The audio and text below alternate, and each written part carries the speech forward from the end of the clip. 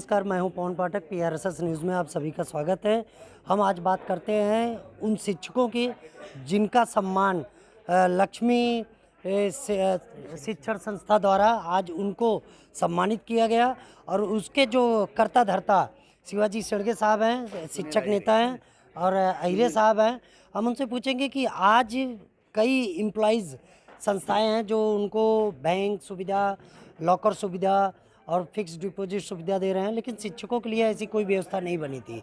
आप उन non category के जो रजिस्टर शिक्षक संस्थाएं हैं, शिक्षण संस्थाएं हैं, आज उनका आपने सम्मान किया और उनको डिपॉजिट और बैंक का लेना देना जो होता है उसकी सुविधा दी है। ये किस तरह अभी आगे कार्यरत होगा?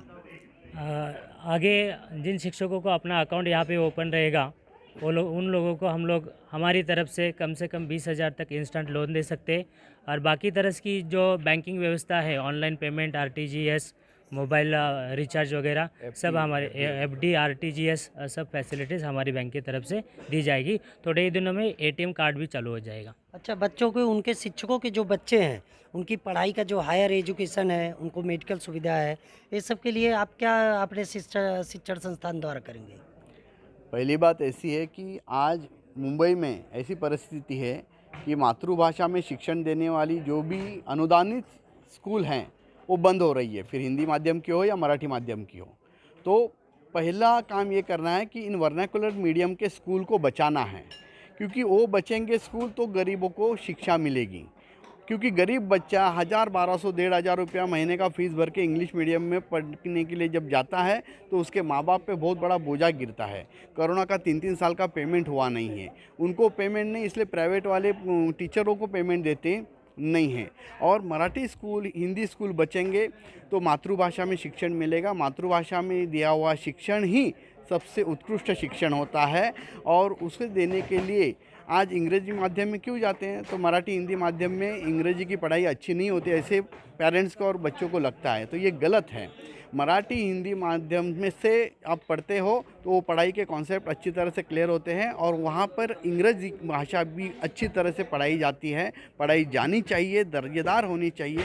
इसी के लिए ये सारे उपक्रम हम ले रहे हैं, क्योंकि गरीब बच्चों को सरकारी स्कूल में अच्छा शिक्षण मिले और मिलते रहे।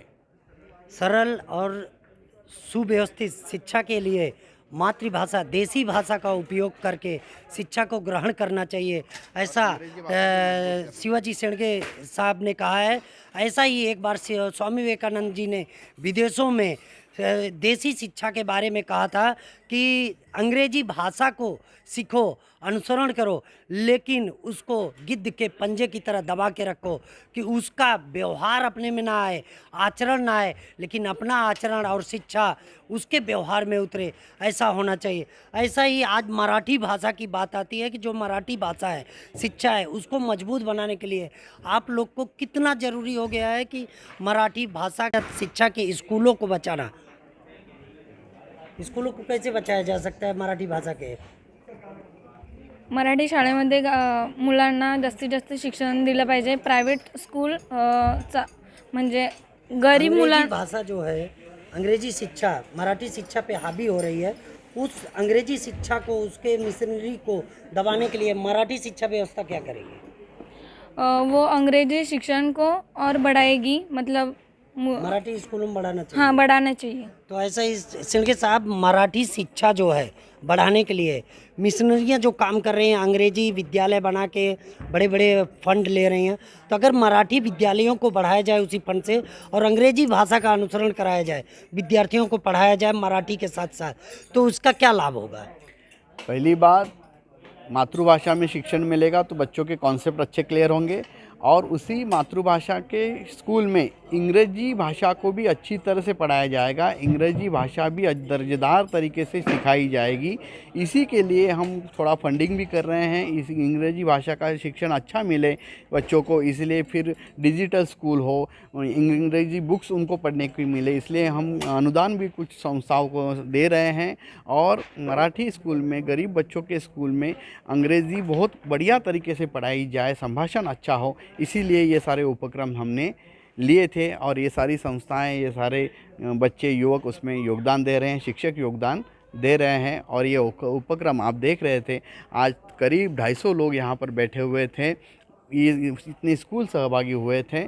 और आने वाले भविष्य में ये उपक्रम बढ़ता जाएगा और मातृभाषा में शिक्षण देने वाली शिक्षा संस्थाएं, स्कूल बचेंगी और मजबूत होंगी। और सबको ये ज़रूरत महसूस होगी कि हमारे बच्चों को अंग्रेज़ी माध्यम में नहीं बल्कि मातृभाषा में शिक्षण देने वाले स्कूल में डालना चाहिए, ये उनको रियलाइज़ हो जाएगा।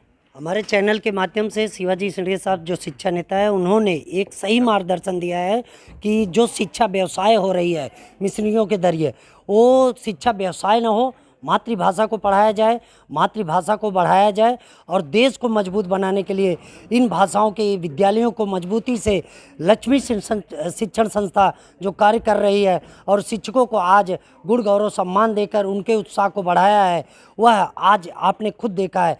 PRSS न्यूज़ के साथ पवन पाठक, कैमरामैन।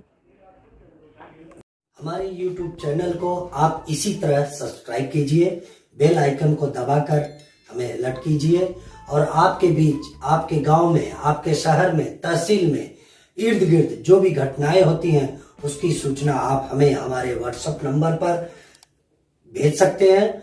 और हमारी खबरों को इसी तरह आप सब देखते रहिए। हम बड़े बड़े खुलासों को इसी तरह आपके बीच प्रकाशित करते रहेंगे।